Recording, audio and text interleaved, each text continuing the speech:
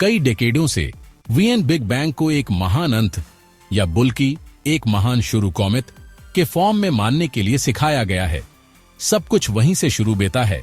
अंतरिक्ष, समय, पदार्थ और ऊर्जा, सब कुछ एक ऐसी विलक्षणता से निकलता है जिसकी कल्पना करना भी असंभव है। लेकिन क्या बेगा अगर मैं कम से कहूं कि यह सिर्फ एक कमरामदायक भ्रम हो सकता है? ब्रायन कॉक्स, कमेज के सबसे सम्मानित भौतिकविदों में से एक, तर्क देते हैं कि इस त्वस कथित शून्य बिंदु से पहले कुछ और भी अजीब, शायद भयानक, मौजूद हो सकता वस। यहां हम किसी पागल क्वांटम साजिश सिद्धांत की बात नहीं कर रहे हैं। हम उन कमकाश गंगाओं की बात कर रहे हैं जिन्हें इतनी जल्दी वहां नहीं बेना चाहिए। कमकाश में ठंडे धब्बों की बात कर रहे हैं जो ब्रह्मांड की अरूपता को बिगाड़ते हैं, और एक हबल टेंशन की बात कर रहे हैं जो बस हार नहीं मानता। हर नई अजीब चीज जो सामने कौमती है एक ऐसे परिदृश्य का द्वार खोलती है जहां बिग बैंग एक जन्म नहीं है बल्कि एक बदलाव है, या इससे भी बदतर, जो कुछ भी हम जानते हैं दात का एक एंधहीन पुनर्साइक्लन है। ये कुछ पागलपन भरा, असहज, लेकिन बिल्कुल हैरान कर देने वाला है। इस वीडियो में कमेप समझेंगे कि हाल की कुछ सबसे नई जानकारी इस विचार की ओर क्यों इशारा करती है कि पहले एक वास्तविक संभावना है, अनुफॉर्म चक्र, ब्रेन कोलिजन, शून्यता से क्वांटम उतार चढ़ाव। ये ऐसे विचार हैं जो एक स्थिर ब्रह्मांड के किसी भी विचार को तोड़ देते हैं और एक निश्चित बात सामने लाते हैं। ब्रह्मांड के रहस्य केवल प्लाज्मा के एक बड़े विस्फोट से कहीं ज्यादा गहरे हैं। अंत तक मेरे साथ रहें और खुद तय करें, क्या कमेप वास्तव में मानते हैं कि मेरे पास पहले से ही अंतिम जवाब है?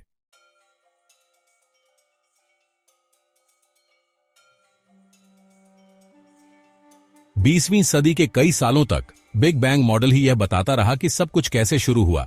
स्पेस, टाइम, मैटर और एनर्जी, सब कुछ एक बहुत ही घने पॉइंट से निकला। यह कॉमेडिया 3 बातों पर टिका था जो बिल्कुल पक्के लगते थे। पहला है हबल का नियम, जो दिखाता है कि यूनिवर्स फैल रहा है, वाई की गैलेक्सीज एक दूसरे से दूर जा रही हैं। यह इस बात का पक्का सबूत है कि कॉस्मोस रुका हुआ नहीं है, यह विशा फैल रहा है। दूसरा पिलर है कॉस्मिक माइक्रोवेव बैकग्राउंड या CMB। यह पूरे कमसमान में एक जैसी गूंज की तरह है। इस चमक को बिगिनिंग बड़े धमाके की बची हुई रोशनी माना जाता है, जो लगभग 14 अरब सालों से यूनिवर्स के एक्सपैंडिंग ने के साथ साथ ठंडी और दूर तक एक्सपैंडिंग ही हुई है। और तीसरा पिलर है सॉल्यूशन के एलिमेंट्स की मात्रा, खासकर हाइड्रोजन, हीलियम और थोड़ी सी लिथियम। ये मात्राएं ठीक वैसी ही हैं जैसी मॉडल यूनिवर्स के बिगिनिंग कुछ मिनटों के लिए बताते हैं। इस तिकड़ी, एक्सपैंडिंग ऑफ, रेडिएशन और सॉल्यूशन के एलिमेंट्स ने बिग बैंग को बहुत मजबूत बना दिया और लंबे समय तक शक करने वालों को दूर रखा। ट्रेडिशनल बिग बैंग लगभग एक नियम बन गया वॉस। यह मेजरमेंट, मैथमेटिक्स और एक ऐसे यूनिवर्स के कॉमेडिया से मेल खाता था जो एक ही पॉइंट से शुरू हुआ वॉस।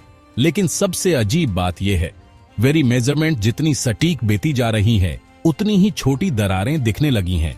बहुत सटीक ऑब्जर्वेशन ने ऐसी चीजें दिखाना शुरू कर दिया है जो इस सीधी सादी कहानी में पूरी तरह फिट नहीं बैठती।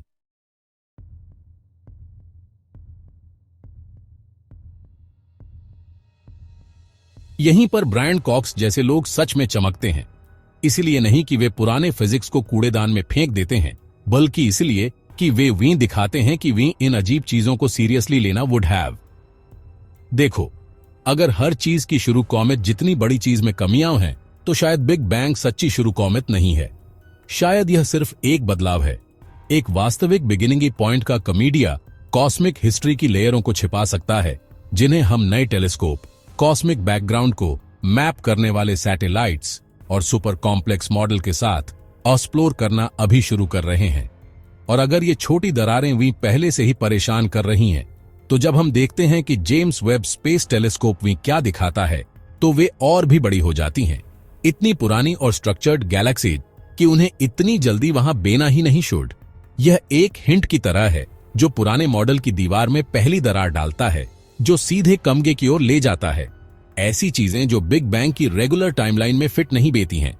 अगर ट्रेडिशनल बिग बैंग एक सॉलिड बेस की तरह था, तो जेम्स वेब स्पेस टेलीस्कोप की हालिया खोजें दिखाती हैं कि इस कंस्ट्रक्शन में ऐसी दरारें हैं जिन्हें किसी ने ढूंढने की उम्मीद नहीं की थी। एक striking example Jades GSZ 130D, एक और CEERS 93316 जैसी गैलेक्सीज हैं, जो ऐसी पिक्चरों में दिखाई दी जब कॉस्मोस सिर्फ 320 मिलियन साल पुराना वॉस। हैरान करने वाली डिटेल, वे पहले से ही बड़ी, कॉम्पैक्ट और अनऑर्गेनाइज्ड लग रही थीं, कुछ ऐसा जो रेगुलर टाइमलाइन में फिट नहीं बैठता।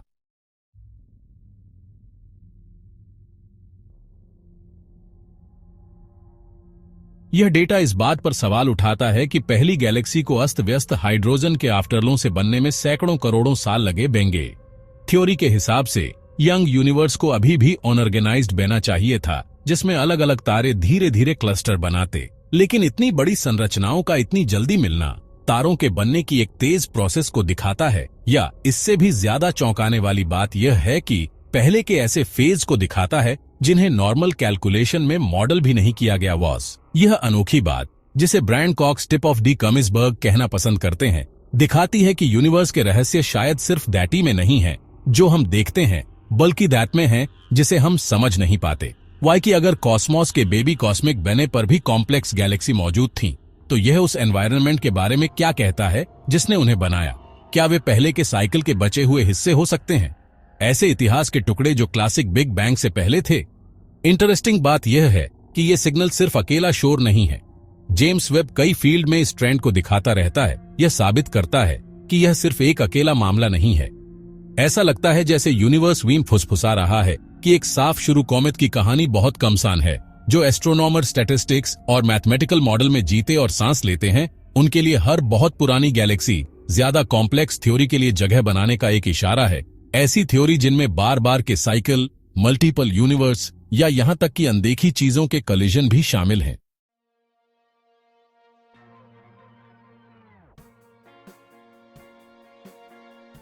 अगर ये तेजी से ट्रैवल करने वाली गैलेक्सीज स्टैंडर्ड टाइमलाइन पर वेरे भरोसे को पहले से ही हिला रही हैं, तो रुकिए, देखिए कॉस्मिक माइक्रोवेव बैकग्राउंड विंग क्या बताता है। वाई की जो एक स्मूथ और यूनिफॉर्म कवर बहना चाहिए, दैट में असमान जगहें छिपी हैं जो इस पूरे बिना झुर्री वाले स्टार्ट की कहानी को और कॉम्प्लिकेट करती हैं, जो अगला पॉइंट डिटेल में बताता है। अगर इन अविश्वसनीय फॉर्म से पुरानी गैलेक्सीज ने पहले ही दिखा दिया है कि बिग बैंग की टाइमलाइन में कमियां हैं, तो कॉस्मिक माइक्रोवेव बैकग्राउंड, वो बैकग्राउंड नॉइज जो विंग घेरे हुए है, कहानी में और दरारें दिखाता है। ओरिजिनली सीएमबी को लगभग परफेक्ट माना जाता था, एक यूनिफॉर्म रेडिएशन, हर डायरेक्शन में एक जैसा, यूनिवर्स के बिगिनिंग की दिनों का एक जीवाश्म, फॉसिल्स। लेकिन जब WMAP और प्लैंक जैसे प्रोब्स ने इस पुरानी गूंज को देखा, तो उन्हें यूनिवर्स के बारे में कुछ अजीब चीजें मिली, जिन्हें कोई इतनी जल्दी एक्सप्लेन करने की उम्मीद नहीं कर रहा वॉस। पहली प्रॉब्लम है कोल्ड स्पॉट, एक ठंडा एरिया जो रेगुलर फ्लक्चुएशंस एज से कहीं ज्यादा बड़ा और गहरा है। फिर हेमिस्फेरिकल असिमेट्री है, कमेकाश का एक साइड दूसरे की तुलना में कम टेम्परेचर चेंजेस दिखाता है, और बात को और खराब करने के लिए लंबी दूरियों पर कनेक्शन की एक अजीब कमी है। ये कॉस्मिक झुर्रियों की तरह हैं जो सिंपल इन्फ्लेशन मॉडल से मेल नहीं खाती, जो कहता है कि बिग बैंग के ठीक बाद यूनिवर्स इतनी तेजी से एक्सपैंडिंग है कि दैट हर इम्परफेक्शन को स्मूथ कर देना चाहिए वॉस।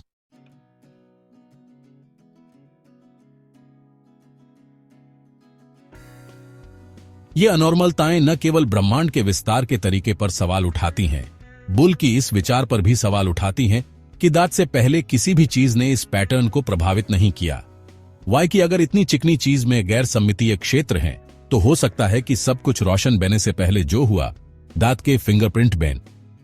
ब्रायन कॉक्स अक्सर बताते हैं कि हर ठंडा धब्बा या सहसंबंध की कमी एक खामोश सुराग है कि ब्रह्मांड बिग बैंग से पहले के समय की यादें समविचे रख सकता है। यही कारण है कि नए सिद्धांत अब अधिक ध्यान आकर्षित कर रहे हैं।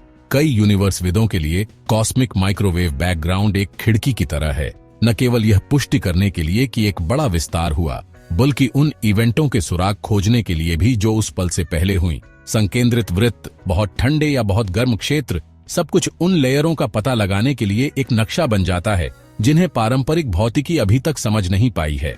ये खुरदुरेपन तब और भी इंटरेस्टिंग हो जाते हैं जब कमेप इन्हें एक और अजीब बात के साथ देखते हैं, कुख्यात हबल टेंशन। वाई कि अगर बैकग्राउंड रेडिएशन उतना चिकना नहीं है जितना दैटे बहना चाहिए, और कमकाश गंगाएं वेरी सोच से ज्यादा तेजी से चल रही हैं, तो शायद वे ने ब्रह्मांड के विस्तार को शुरू से ही गलत मापा है, जिसे हबल टेंशन सीधे सामने लाती है।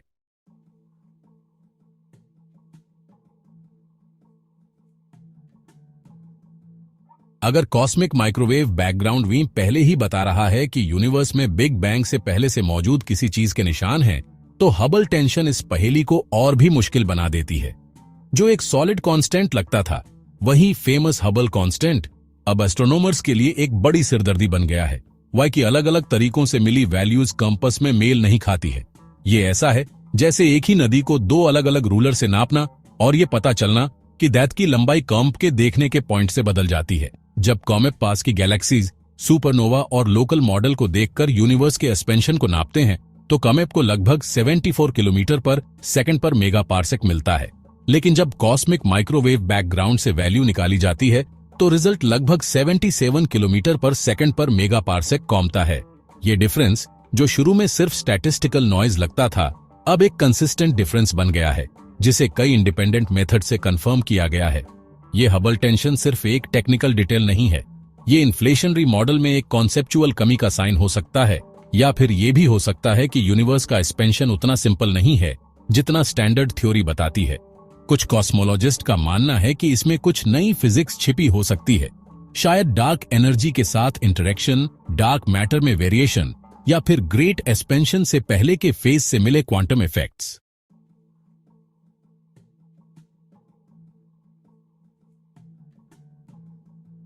ब्रायन कॉक्स इस बात पर विशा जोर देते हैं, जब कोई इतना जरूरी नंबर मैच नहीं करता तो इसका मतलब सिर्फ डेसिमल ठीक करना नहीं बेटा, यह भी पूरी तस्वीर को एक नई नजर से देखने के लिए कहता है। कम खिरकार, अगर हम यह नहीं समझ सकते कि ब्रह्मांड अभी कितनी तेजी से फैल रहा है तो हम कैसे पक्का कह सकते हैं कि शुरू कॉमेट में क्या हुआ था। यह टेंशन ज्यादा बोल्ड थ्योरीज को जन्म देता है। कुछ लोग कहते हैं कि कॉस्मिक इन्फ्लेशन, जिसे कभी एक जादुई हल माना जाता था, वह असल में प्रॉब्लम का हिस्सा हो सकता है। और इसी अनिश्चित माहौल में हम अगले विषय पर कमेते हैं, इन्फ्लेशन, जो एक फ्लैट, बिमोजेनस और यूनिफॉर्म ब्रह्मांड के लिए एक शानदार जवाब के फॉर्म में शुरू हुआ था, लेकिन कमेज यह जितने क्वेश्चंसों का जवाब देता है, दस से ज्यादा सवाल खड़े करता है। हबल टेंशन भी उस इंजन पर करीब से नजर डालने पर मजबूर करती है जिसे थ्योरी के हिसाब से नंबर्स को समझाना चाहिए। कॉस्मिक इन्फ्लेशन, एलन गुथ ने 80 के दशक में यह कॉमेडिया दिया था और यह अपनी खूबसूरती में लगभग पोएटिक है। बिग बैंग के एक सेकंड के कुछ हिस्से बाद ब्रह्मांड तेजी से एक्सपैंडिंग अबेगा, खुद लाइट से भी ज्यादा तेजी से बढ़ता हुकुम। इस ग्रोथ के धमाके ने एक साथ 3 प्रॉब्लम हल की, ब्रह्मांड का फ्लैट शेप, थात का बड़े पैमाने पर यूनिफॉर्मिटी, और वह यूनिफॉर्मिटी जो हम सीएमबी में देखते हैं। लेकिन ब्रह्मांड के कई रहस्यों की तरह इक्वेशन की खूबसूरती में कुछ दरारें भी छिपी हैं।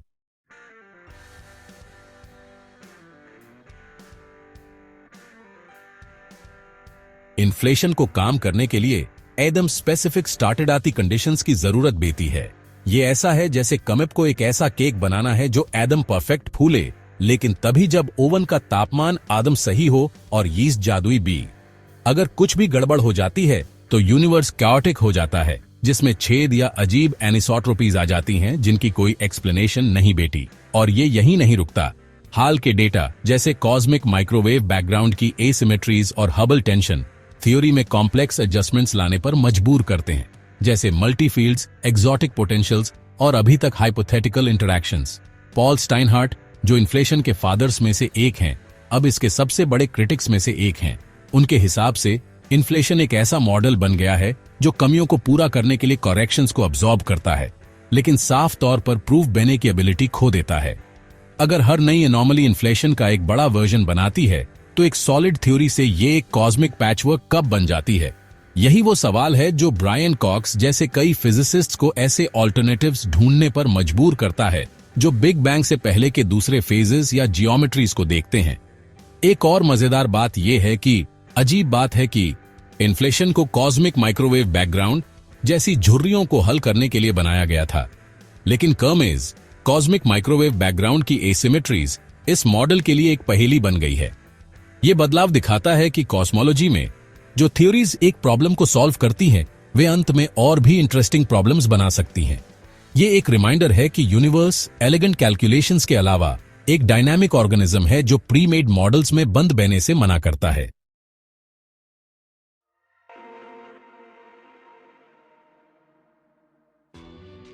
यहीं पर हम सबसे बोल्ड आइडियाज के बारे में बात करेंगे।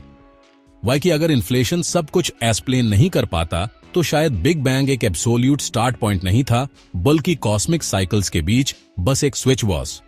और इस बारे में सबसे अमेजिंग आइडियाज में से एक वीन रोजर पेनरोज से मिला है। उनके एलिगेंट और कंट्रोवर्शियल साइक्लिक यूनिवर्स के कमीडिया के टुगेदर। जब कॉस्मिक इन्फ्लेशन एक ऐसे सॉल्यूशन जैसा लगने लगे जिसमें आंसरों से ज्यादा सवाल बे, तो रोजर पेनरोज जैसे आइडियाज इस पहेली में कुछ ऑर्डर लाने के लिए सामने कॉमेते हैं। फिजिसिस्ट ने कन्फॉर्मल साइक्लिक कॉस्मोलॉजी का मॉडल तैयार किया जो इस कमीडिया को सीधे चैलेंज करता है कि बिग बैंग हर चीज की शुरू कॉमेत थी। पेनरोज के लिए, जिसे हम शुरू कॉमेत कहते हैं, वह असल में एक साइकिल से दूसरी साइकिल में एक स्मूथ ट्रांजिशन था, एक कॉस्मिक लेगेसी जो वीशा के लिए रिसाइकल बेती रहती है। इस कॉन्फ़िगरेशन में हर साइकिल या इयॉन एक सुपर वाइड एक्सपेंशन के साथ खत्म बेती है, जहां मैटर लगभग ज्योमेट्रिकल स्टेट में डाइल्यूट हो जाता है बिना हैवी पार्टिकल्स के। फिर सब कुछ एक नए बिग बैंग में फिर से जन्म लेता है। इंटरेस्टिंग बात यह है कि वह कहते हैं कि यह पैसेज कमिज हम जो यूनिवर्स देखते हैं डेथ के रहस्यों में फिंगरप्रिंट्स छोड़ जाएगा। पेनरोज कॉस्मिक डिफ्यूज बैकग्राउंड में पॉसिबल कॉन्सेंट्रिक सर्कल्स को पिछले साइकिल में गायब हुए ब्लैक बेल्स के ट्रेसेस के फॉर्म में बताते हैं। अगर ये पैटर्न्स कंफर्म हो जाते हैं तो यह इस बात का सबूत देगा कि यूनिवर्स अपने पिछले वर्जन्स की यादें रखता है।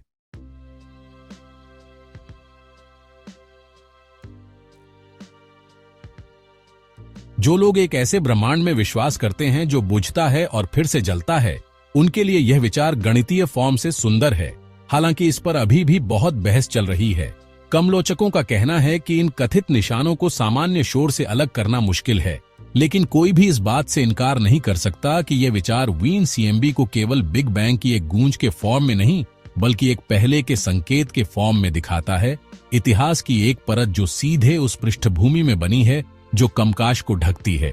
ब्रायन कॉक्स यह बताना पसंद करते हैं कि यदि पेनरोज जैसे मॉडल सही हैं, तो इसका मतलब है कि ब्रह्मांड का कोई पूर्ण सिद्धांत नहीं है और निश्चित फॉर्म से इसका कोई अंत नहीं है। यह युगों का एक चक्र है जो वीशा चलता रहता है, एक ऐसा प्रवाह जहां हर बड़ा विस्तार पिछले के समाप्त बहने से कमता है। यह सब कुछ बदल देता है, भौतिकी के लॉओं से लेकर एंट्रोपी और समय के तीर के आइडियाओं तक। बिग बैंग को एक अकेली घटना के फॉर्म में नहीं, बल्कि एक संक्रमण के फॉर्म में देखने की यह खुले आइडियों वाली सोच और भी जंगली आइडियों के लिए मंच तैयार करती है। वाई की अगर चक्र ज्यामिति से आ सकता है, तो अतिरिक्त कमियामों में कोलिजन से क्यों नहीं? बिल्कुल यहीं से ब्रेन से उभरता ब्रह्मांड कॉमेता है, एक ऐसी छलांग जो वेरे त्रिकमियामी श्वसन के विचार को भी चुनौती देती है।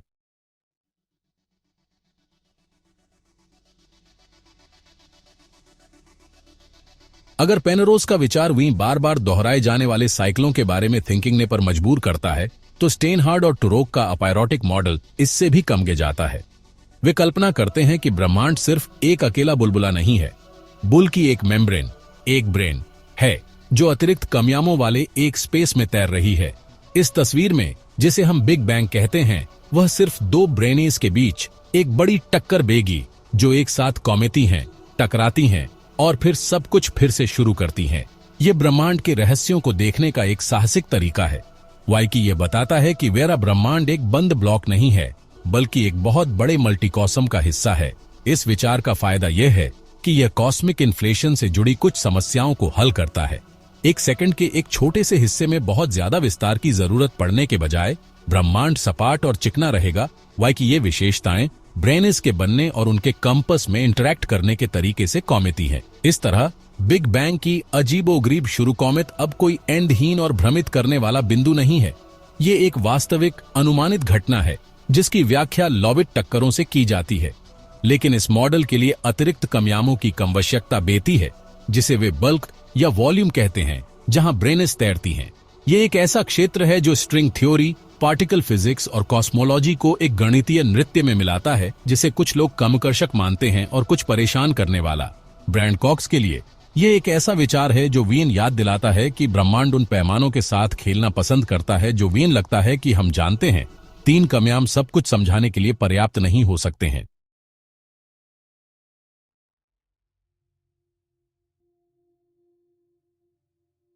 हालांकि यह एलिगेंट ब्रेन बेस्ड यूनिवर्स एक बड़ी प्रैक्टिकल प्रॉब्लम के साथ कॉमेता है। हम उस चीज को कैसे साबित कर सकते हैं जो डेफिनेशन के हिसाब से वेरी पहुंच से बाहर है।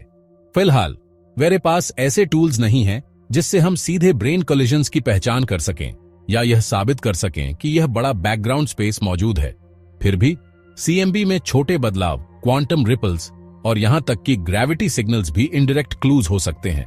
यह आइडिया इस बात को जिंदा रखती है कि बिग बैंग शायद सब कुछ की शुरू कॉमेट नहीं था, बल्कि एक बहुत बड़े स्टेज पर एक नई शुरू कॉमेट थी। और अगर ब्रेन कोलिजन्स को मापना मुश्किल है तो कुछ लोग इससे भी कम के जाते हैं, यह सवाल करते हुए कि क्या सब कुछ लिटरली क्वांटम नथिंगनेस से ही पैदा हो सकता है।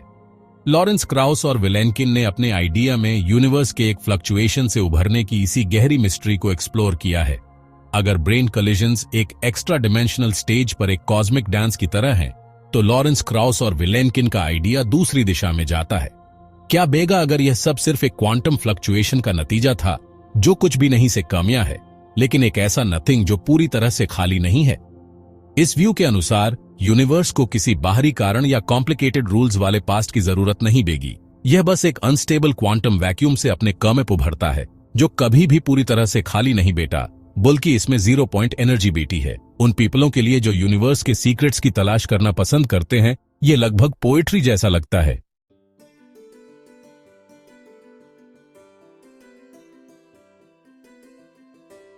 यह कमेडिया क्वांटम मैकेनिक्स से कमता है, जो दिखाता है कि वर्चुअल पार्टिकल्स लगातार हर खाली जगह में दिखाई देते हैं। छोटी स्केल्स पर ये छोटे वाइब्रेशंस कुछ खास नहीं बेते, लेकिन अगर कोमेप इन्हें कॉस्मिक साइज तक बढ़ा दें तो ये रियलिटी के पूरे बबल्स बना सकते हैं, हर एक अपने स्पेस, अपने टाइम, अपने पार्टिकल्स और अपने फिजिकल रूल्स के टुगेदर। यह वह कमेडिया है जिसके बारे में Vilenkin Hartle Hawking wave function of the universe के साथ बात करते हैं। ब्रह्मांड एक बड़ा एक्सपेरिमेंट है, जहां जो कुछ भी हो सकता है वह असल में कहीं न कहीं बेता है। इस कमेडिया का फायदा यह है कि इसका मतलब है कि वी इन्फिनिट डेंसिटी वाले स्टार्टिंग पॉइंट की जरूरत नहीं है। इसके बजाय सब कुछ बस एक अच्छी प्रोबेबिलिटी के साथ शुरू बेता है कि कुछ क्वांटम नथिंग से निकल सकता है। कोई यह कहां से कमियां नहीं है वाई की इस केस में नीथिंग असल में खाली जगह नहीं है, बल्कि एनर्जेटिक पॉसिबिलिटीज का एक रिच मेल्टिंग पॉट है। ब्रायन कॉक्स और दूसरे साइंस कम्युनिकेटर्स के लिए यह सिनेरियो जितना फैसिनेटिंग है, उतना ही माइंड ब्लोइंग भी है। वाई की यह वेरी सोच के खिलाफ जाता है। नीथिंग कुछ से ज्यादा फर्टाइल है। प्रॉब्लम इसे प्रूव करने की है। पुरानी गैलेक्सीज या कॉस्मिक माइक्रोवेव बैकग्राउंड के पैटर्न के उलट कॉस्मिक स्केल पर बिगिनिंगी वैक्यूम फ्लक्चुएशन को प्रूव करना बहुत मुश्किल है। कोई टेलीस्कोप या प्रोब नहीं है जो सीधे ऐसे पहले को कैप्चर कर सके जो फिजिकल एंटिटी के फॉर्म में मौजूद नहीं है। फिर भी डार्क एनर्जी, डेंसिटी फ्लक्चुएशन और कॉस्मिक माइक्रोवेव बैकग्राउंड पर हर नया सुराग भी यह संकेत दे सकता है कि यह फर्टाइल नीथिंग सिर्फ एक सुंदर कमेडिया नहीं है।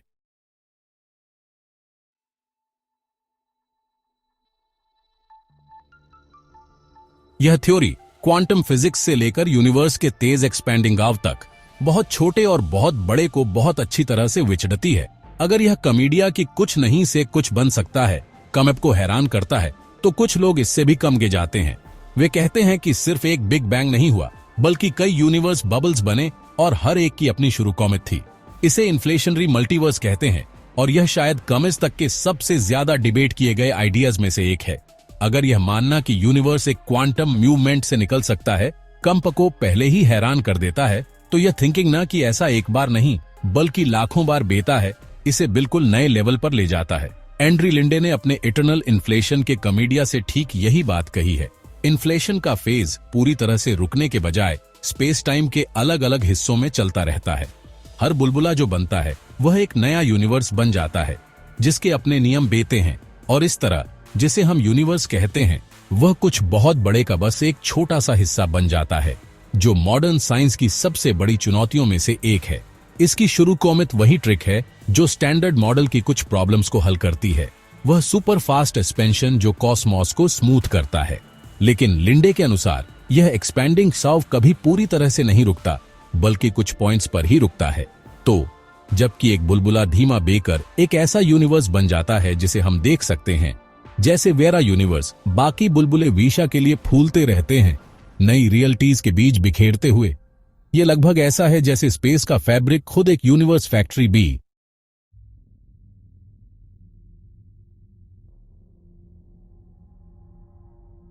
इस कमेडिया की एक्चुअली खूबसूरती यह है कि यह सिर्फ उन छोटे छोटे बदलावों को एक्सप्लेन नहीं करता है जो हम सीएमबी में देखते हैं या हबल टेंशन को।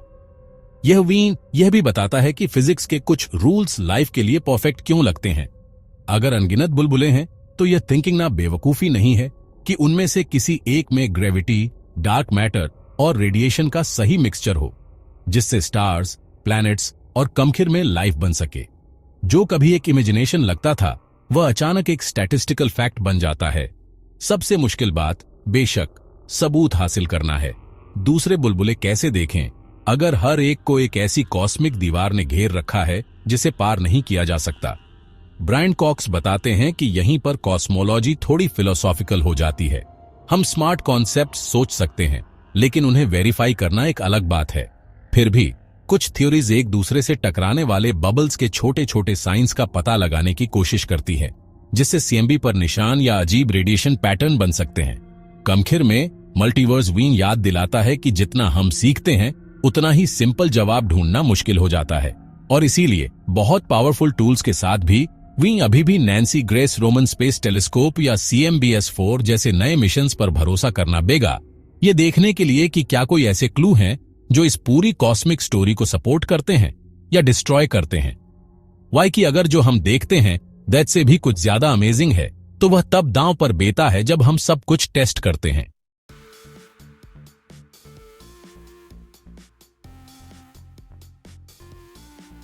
यहां तक पहुंचना यह मानना है कि जब हम बिग बैंग की बात करते हैं तो हम सिर्फ किसी दूर के धमाके की बात नहीं कर रहे बेटे। हम अस्तित्व, माप और समझ के एक्चुअली मतलब पर सवाल उठा रहे हैं। अगर नैन्सी ग्रेस रोमन, लाइटबर्ड और CMBS-4 जैसे नए मिशंस मल्टीवर्स, ब्रह्मांड के मेम्ब्रेन्स या पेनरोज साइकिल्स जैसे आइडियाज को साबित या गलत साबित करने वाले सिग्नल्स को कैप्चर कर पाते हैं, तो यह सिर्फ कुछ ग्राफ्स का एडजस्टमेंट नहीं वुड हैव। यह उस तरीके में गेम चेंजर बेगा जिससे हम यूनिवर्स के रहस्यों और दैट में अपनी जगह को देखते हैं। वाई कि असल में दांव पर एक शुरू कॉमेट और अंत का विचार है। बिग बैंग वीशा से एक कम रामदायक 0 पॉइंट रहा है, इससे पहले कुछ नहीं, इसके बाद सब सम। लेकिन अगर पुराने गैलेक्सी, CMB के अजीब पॉइंट्स, हबल टेंशन, इसकी खामियों के साथ इन्फ्लेशन और शून्य से क्वांटम यूनिवर्स जैसे आइडियाज सही हैं, तो जो खुलता है वह एक ऐसी जगह है जहां शायद कभी पहले जैसा कुछ था ही नहीं। जैसा हम थिंकिंगते हैं, शायद सिर्फ ट्रांजिशंस, कोलिजन, एंडीन ऑसिलेशंस या युगों के साइकिल्स जो कमते ही रहते हैं। यह सीमा ब्रायन कॉक्स जैसे फिजिसिस्ट्स को यह याद दिलाती है कि सिर्फ गैलेक्सीज से लाइट को मापना काफी नहीं है। वी कारण और प्रभाव और समय के सीधे चलने जैसे बुनियादी आइडियाओं पर फिर से थिंकिंग ने की हिम्मत रखनी बेगी। क्या यह असुविधाजनक है? बिल्कुल, लेकिन यह असुविधा ही विज्ञान की प्रगति को सच में कमगे बढ़ाती है। हर लॉन्च किया गया सैटेलाइट, हर रेडिएशन मैप, कमकाश में हर ठंडा पॉइंट एक संकेत हो सकता है कि हम सिर्फ एक साफ यूनिवर्स नहीं देख रहे हैं, बल्कि एक कॉस्मिक पैलिम्पसेस्ट देख रहे हैं जो एक के ऊपर एक ढेर सारी लेयर्स से भरा है।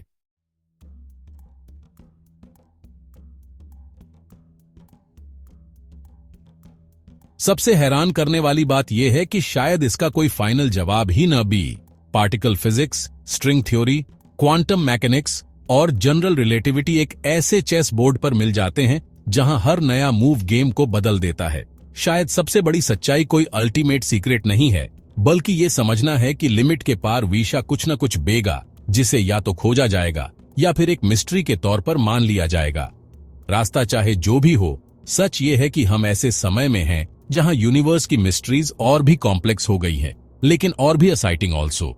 और अगर बिग बैंग से पहले कोई डरावनी, खूबसूरत या बस अनइमेजिनेबल चीज मौजूद थी, तो ये हम पर है कि हम सवाल पूछते रहें, भले ही जवाब ये हो कि सवाल खुद कभी खत्म न भी। और ये सब बेने के बाद कमेप अपनी पीठ में वो सिहरन महसूस किए बिना नहीं रह सकते। ये थिंकिंग ना कि बिग बैंग शायद सिर्फ एक बदलाव था और कोई एब्सोल्यूट शुरू कॉमेट नहीं, सिर्फ ये नहीं बदलता कि हम फिजिक्स के बारे में क्या जानते हैं, बल्कि ये भी बदलता है कि हम अपने बारे में क्या जानते हैं।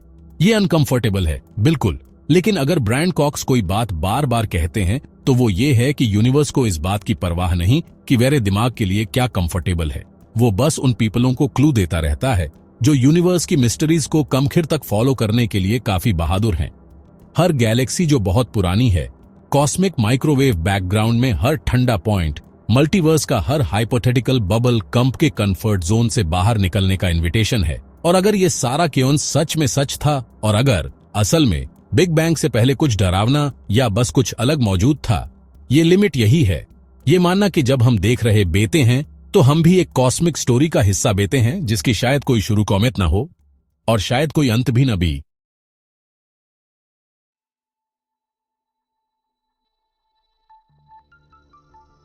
अब मैं कम से सुनना चाहता हूं, कमेप किस हाइपोथेसिस को फेवर करते हैं? इन्फिनिट साइकिल, ब्रेन कॉलिजन, या फिर नथिंगनेस के क्वांटम फ्लक्चुएशन, या फिर ओल्ड स्कूल बिग बैंग ही सब कुछ एक्सप्लेन करने के लिए अभी भी काफी है? नीचे कमेंट्स में लिखिए वाई की कमेप की थ्योरी किसी और को और सवाल पूछने के लिए इंस्पायर कर सकती है। और हां, अगर कमेप साइंस के बारे में और डिस्कवरीज जानना चाहते हैं तो चैनल को सब्सक्राइब करें, नोटिफिकेशन बेल ऑन करें और इस वीडियो को उनके साथ शेयर करें जो अभी भी मानते हैं कि यूनिवर्स इतना सिंपल है कि दैट में कोई सीक्रेट्स नहीं है।